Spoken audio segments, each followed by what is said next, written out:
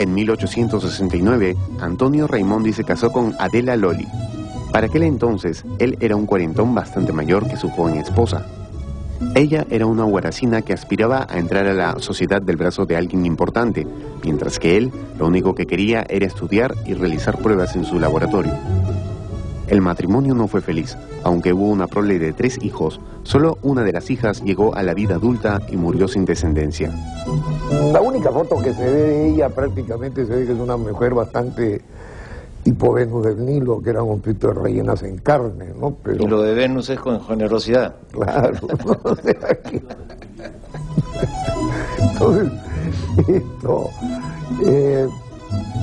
sí, se enamora de ella. Él era muy amigo del cuñado y entonces llega este cariño, este afecto, y hasta que decide casarse y venir a Lima, ¿no? Y ese es el motivo por el cual vende sus colecciones, que él dice: cedo mis colecciones al gobierno, pero el gobierno le cede plata, y con esa plata que le cede el gobierno, él compra una casa. Pero el gobierno primero piensa cederle la casa por una cantidad de dinero y pagársele un montón de años. Pero Colunga, su íntimo amigo y su apoderado, logra que este tramo de 10 años se acorte a 12 meses. Con eso compra la casa. Ya, y ahí se interrumpen los viajes. Completamente. Ya deja de viajar porque ya se comienza a dedicar, primero por salud, después por trabajos que ya tiene, que no necesita viajar. Porque él comienza... porque ella le impone. No creo que haya sido una imposición. En el año de 1874 fue la bancarrota fiscal y el Estado quedó sin un centavo. Raimondi ya se había trasladado a Lima con el ánimo de publicar su obra y de realizar un trabajo de gabinete en el hogar, que estaba ubicado en Barrios Altos. Raimondi pensaba escribir 20 tomos para dar cuenta del Perú en forma integral, pero alcanzó a escribir solamente un tomo en forma completa y anotaciones de los 2 siguientes. Estos 3 tomos han sido publicados y se hallan a disposición de los interesados.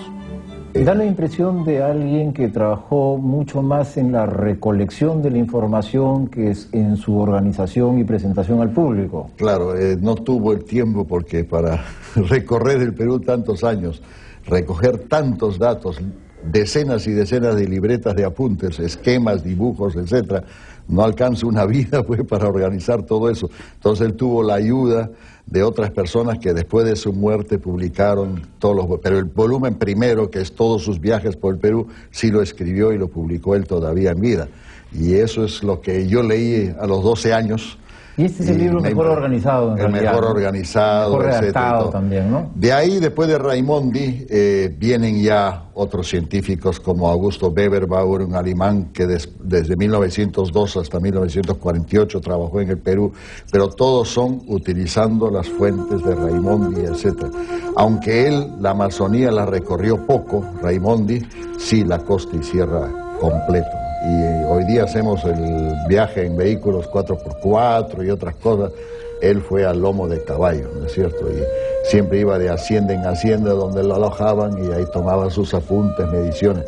Y en aquel tiempo medir, por ejemplo, altura sobre el nivel del mar. Hoy día tenemos hasta altímetros montados en relojes, pequeños aparatos. Ese era un aparato a base de mercurio que era llevarlo en una mula completa, etcétera, y todavía empaquetado porque eran tubos, mercurio, etcétera, para medir el barómetro, la altura y todas esas cuestiones climáticas, ¿no? O sea, trabajó en condiciones verdaderamente heroicas. Y yo me acuerdo todavía hasta los años 50, cuando íbamos al campo, siempre se llevaba la libreta de apuntes, que eran unas libretas especiales. ¿Cómo eran las de él? Libretas de campo. Son libretas más o menos del tamaño de un cuaderno, a veces hasta más chicas, que tienen unas líneas menudas, o tenían unas líneas menudas, y allí se iba apuntando día por día lo que se veía, se iba dibujando, etcétera, y sí, entraban en el bolsillo, etcétera, ¿no? O sea, era el instrumento especial. De ahí ya vino la tabla esta donde se ponían papeles que se usaba todavía, y se sigue usando todavía en los trabajos de campo, ¿no es cierto? Claro. Hoy día ya se va con una laptop, ¿no es cierto? Y hasta conectado vía satélite para verlo y tener la información hasta del satélite del lugar y el GPS que te indica exactamente dónde estás, ¿no? Esas mediciones de aquel tiempo eran más difíciles todavía. Las falencias económicas del Estado le impidieron continuar con su modo de vida y aunque obtuvo algunas consultorías internacionales, empezaron años muy difíciles para Raimondi. A continuación vino la Guerra del Pacífico y el desastre nacional. Al caer Lima en manos del ejército de Chile, Raimondi salvó las colecciones científicas trasladándolas de San Marcos a su casa y levantando bandera italiana para proteger el tesoro científico nacional.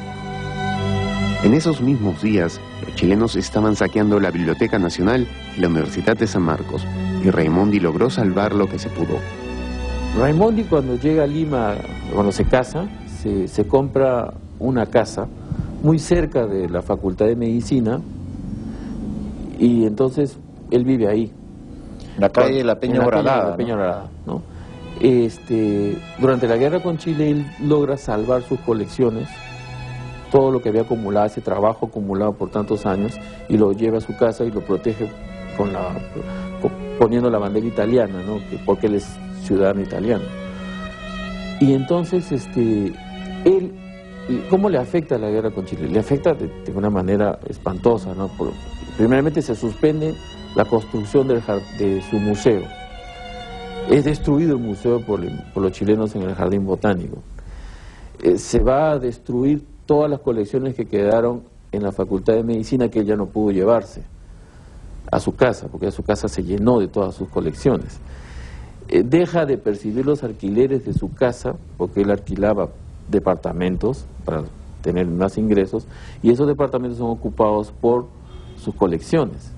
Prácticamente todo el laboratorio y todo su trabajo científico se traslada a su casa. Entonces su casa se convierte en la sede de su museo, en su laboratorio y en su lugar de estudio.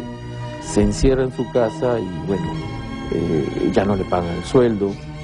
Eso iba a preguntar, ¿de qué vive? De lo poco que ahorra. Ahora, él tiene propiedades, sí, pero en la guerra con Chile no le pagan el sueldo, como a todos los funcionarios, ¿no? O sea, el Perú se queda sin Estado. Sin Estado, ¿no? Entonces, él prácticamente por ser extranjero, tiene un estatus de neutralidad.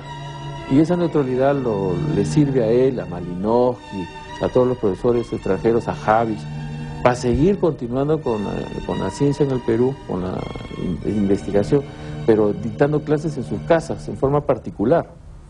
Entonces también se siguen las clases en forma particular en las casas de los profesores. Claro, porque San Marcos fue clausurado. San Marcos fue clausurada, por ejemplo, toda la Facultad de Medicina fue destruida, ¿no? Entonces se llevan hasta los muebles, hasta todo, ¿no? Todo lo que pudieron. Los libros desaparecen en la biblioteca, se saquea la Biblioteca Nacional, en fin.